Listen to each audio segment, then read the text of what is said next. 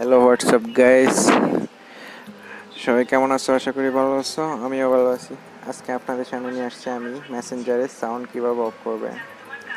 মেসেঞ্জারে যাবেন, তারপরে উপরে চ্যাটস লেখা আছে, ওইখানে ঢুকবেন। ওইখানে ঢোকার পর নিচে নোটিফিকেশান অ্যান্ড সাউন্ড ওইটা ক্লিক করবেন। ওইটা ক্লিক করার পর এগুলো আসবে, এভাবে আসবে।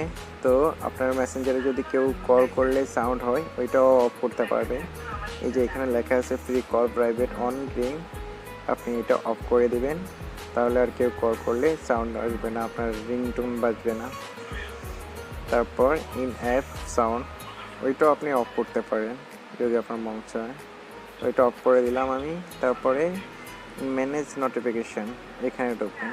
এখানে ঢোকার পর আপনার মোবাইলে যে মেসেজ করলে, মেসেঞ্জারে মেসেজ করলে যে সাউন্ডটা আসে, ওইটা অ্যালাউ সাউন্ড অফ করে দেবে, তাহলে হয়ে যাবে।